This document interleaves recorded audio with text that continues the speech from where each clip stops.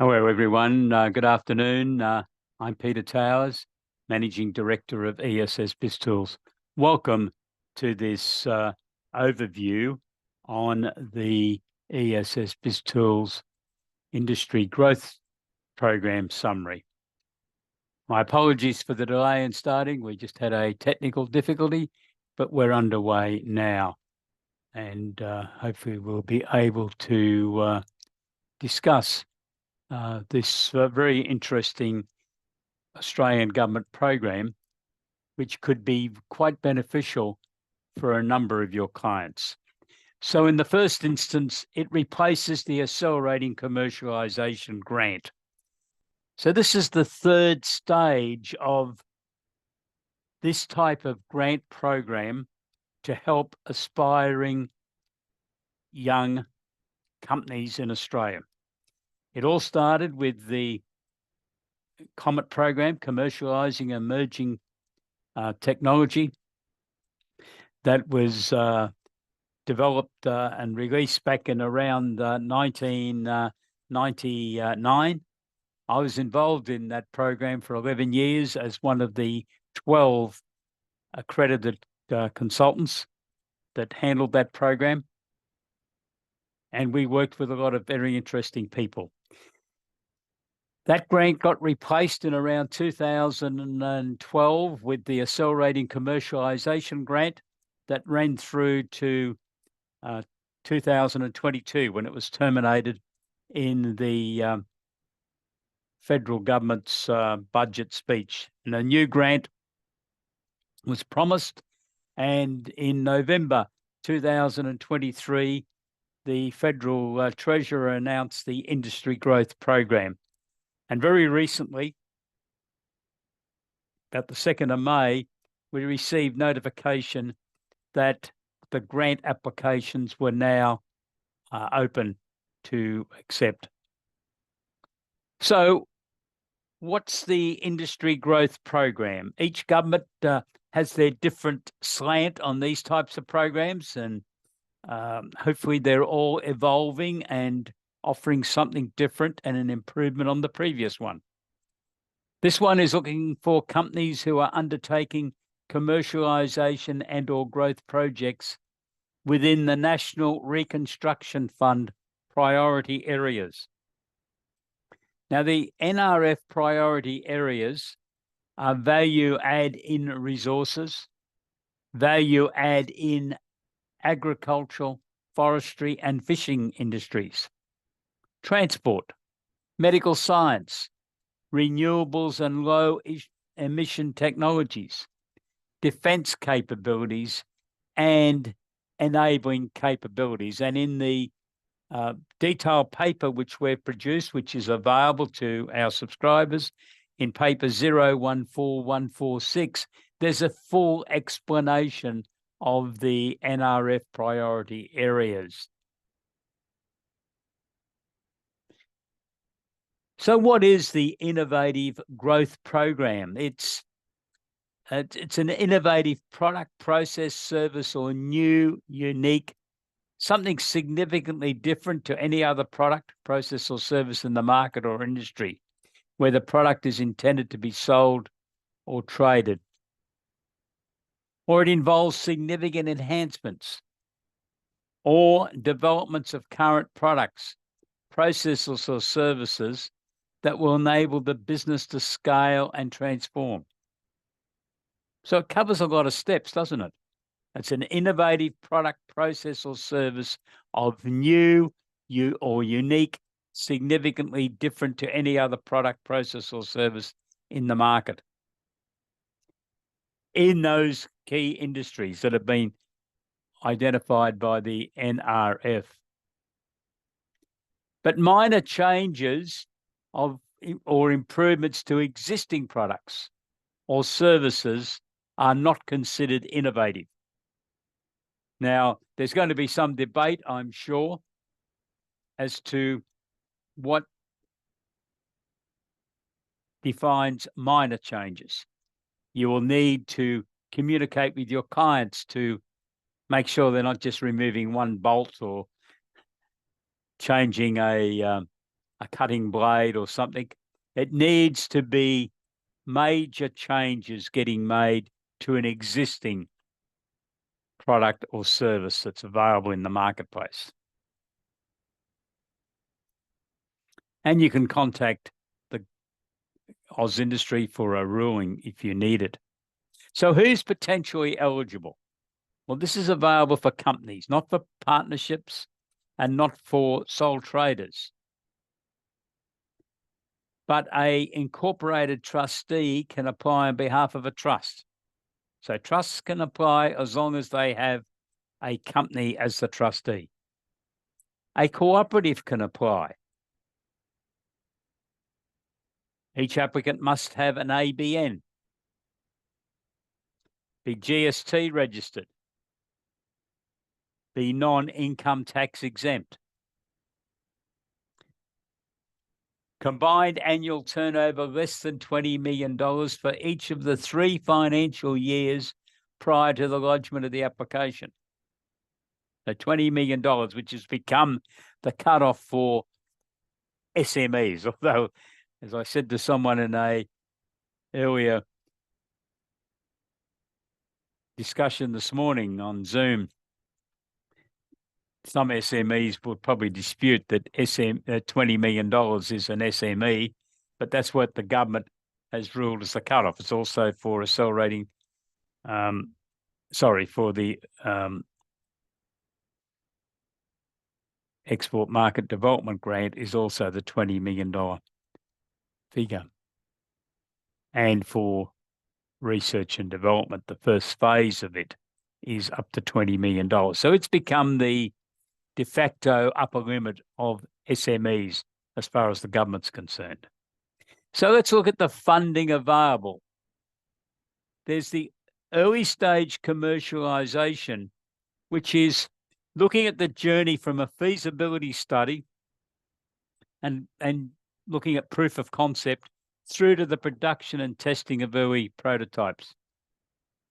So that seems to me that you cannot have a client that's got an idea of what they're going to do and they'll front up because they haven't completed their feasibility studies and proof of concept, have they?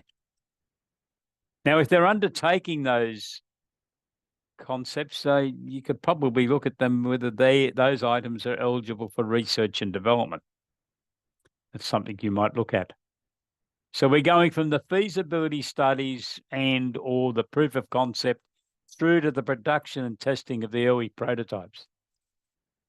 Now, I've worked on quite a number of these projects with clients, and when I was a consultant to Oz Industry and the COMET program, Commercialising Emerging Technology, and I know there can be quite a number of prototypes in some instances.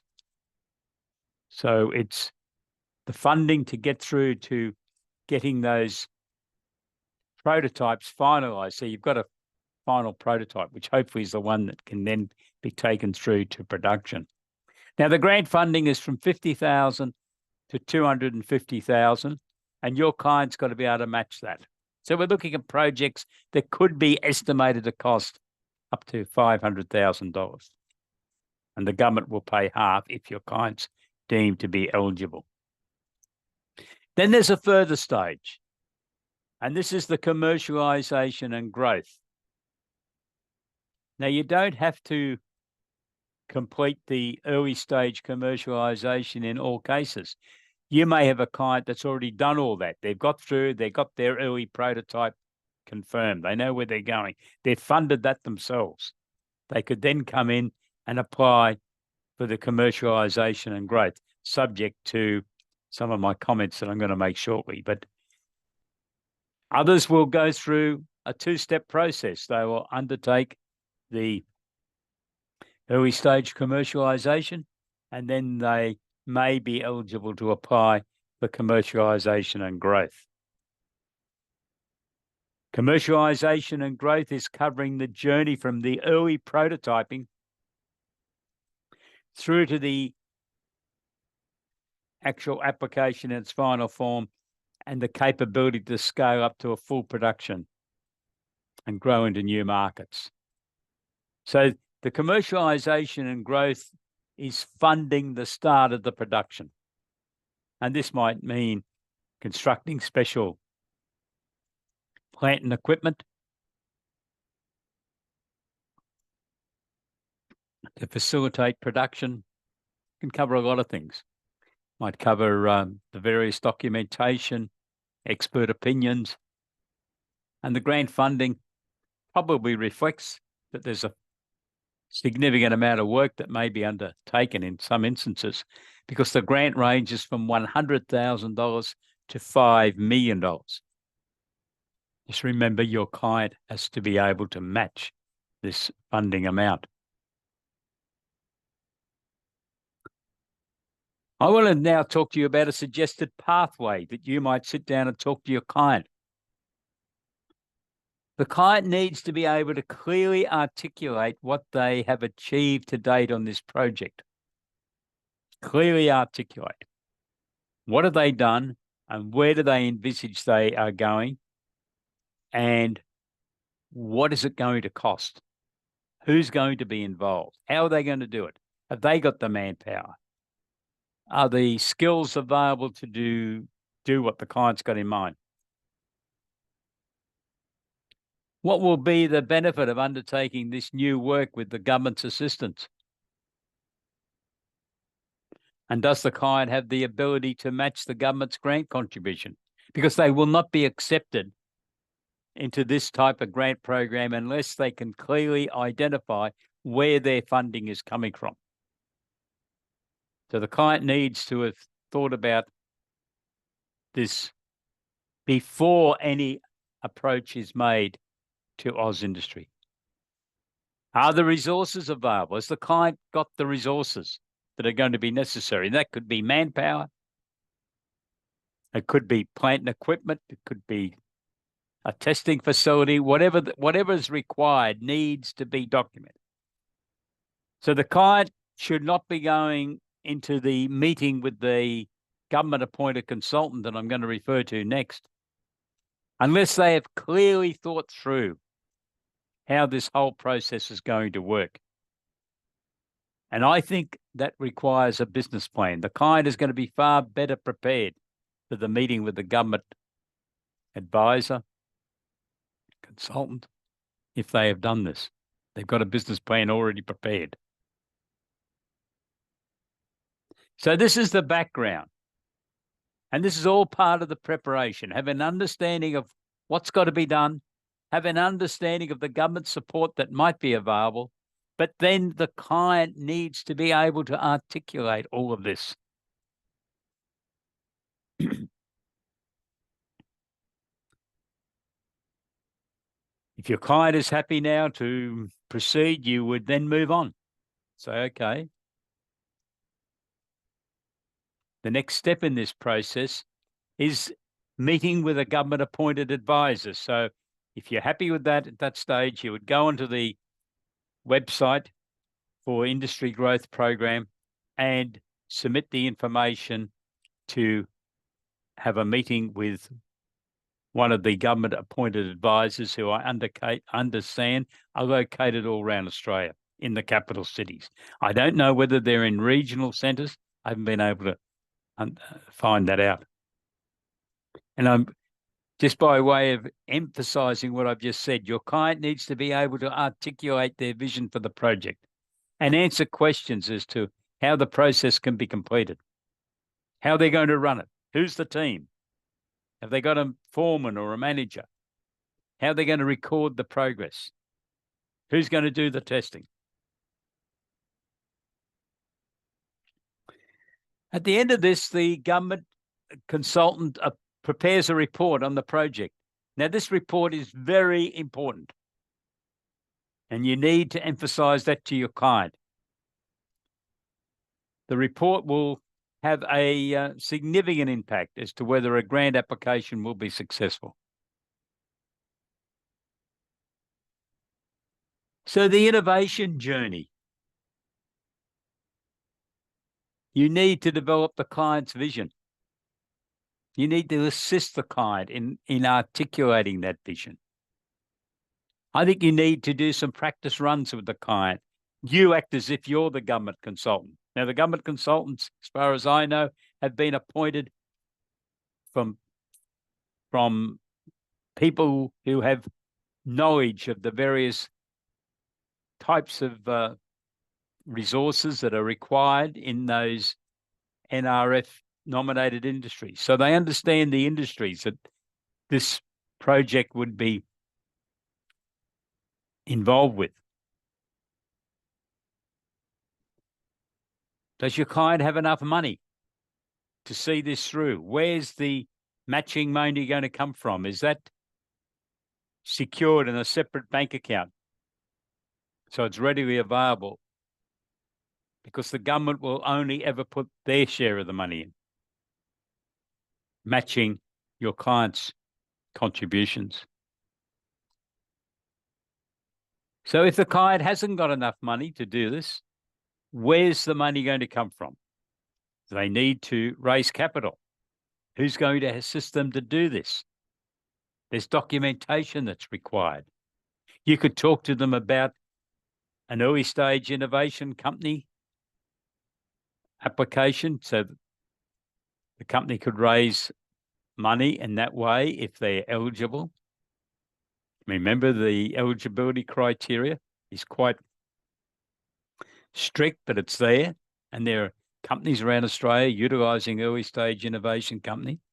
The big benefit is the carrot that's available to investors because they receive a rebate of their taxation commitments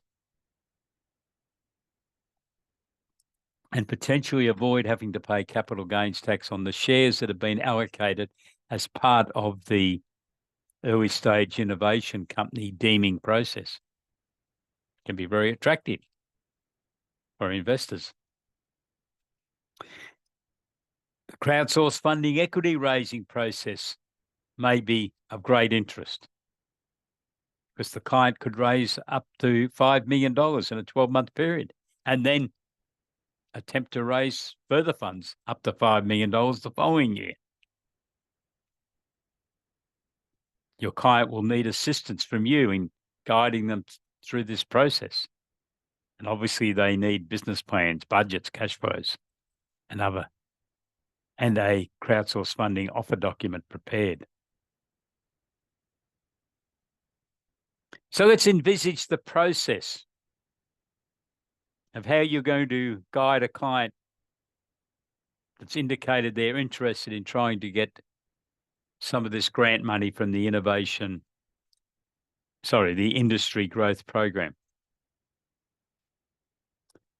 I think you'd start with a review of where they're at present. Is the work they're going to do qualify under the early stage commercialisation? And if so, they could go about doing that and thinking about that. And then they could think about how they would go about the feasibility to apply for the commercialisation and growth grant funding. What's got to be done in both programs? My suggestion is you role play this whole process with your client. You should act as the government consultant. The client needs to make their presentation to you. It should be in writing, but they should also be able to verbally deliver their vision. It's what they want to do. And once you've completed that, you're in the best position, if you think it's all feasible, for the application to then be prepared and submitted. And the next step then is if the review committee, the initial review committee, is happy with what's been submitted, they will be referring your client to a government consultant that's been appointed by Oz Industry specifically for this program.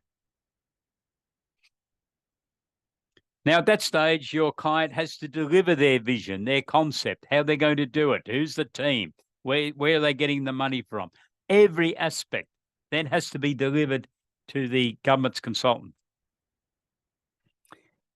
So your client needs to be able to convince the consultant that they've got the ability, the knowledge, the skills, the charisma to raise the capital that they need, but also to be able to deliver on the project. And obviously make sure that funding is available and preferably is kept separate from other financial activities of the company. So it is definitely available. So hopefully your client will be able to achieve their vision with this innovation journey, that they'll go from wherever they are today to having a great project that's been developed under the Industry Growth Program. I think it's a great opportunity also for accountants to assist your clients to develop their vision. You will need to prepare for them a business plan, predictive accounting reports, budgets, cash flow forecasts, projected balance sheets, because that sort of documentation will probably be required by the government, but will definitely be required by potential investors who your client might be turning to try to raise the capital that's needed. And then the preparation of the grant application. Your client's going to need assistance. And then as they work through the process, there are grant funding reports that have to be submitted, normally at the end of every 3 months, but that will be specified in the grant agreement that the government's entered into with your client. It's important to ensure that the information being submitted is accurate, because a consultant representing the government will be reviewing and checking on the progress.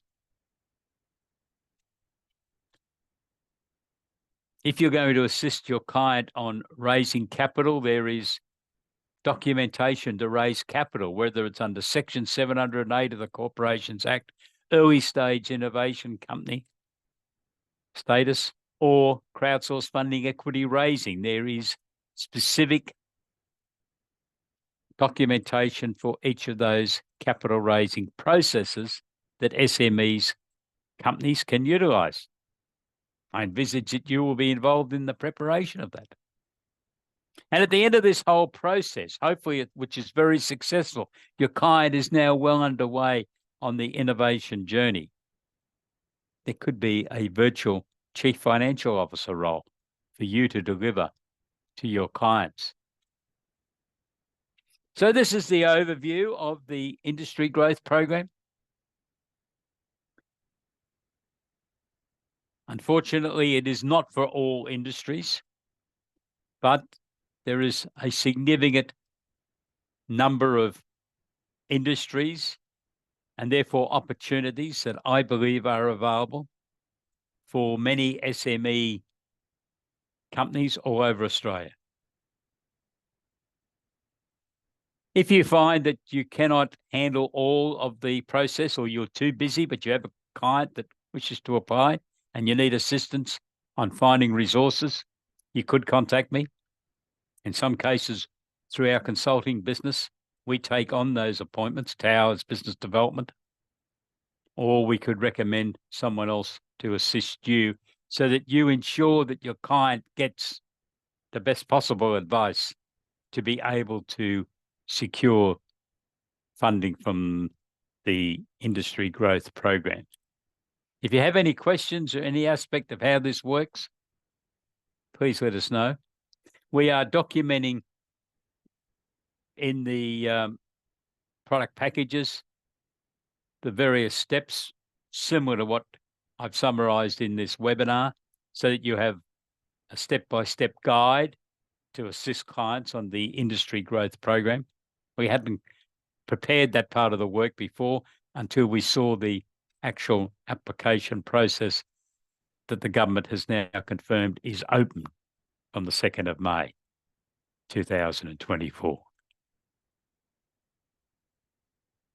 If you have any questions, you could send me an email, peter@essbiztools.com.au, and I'll get back to you. Thank you. Have a great day. Stay safe. Goodbye. And I look forward to hearing from you if you do have any questions at all. Thank you. Bye-bye.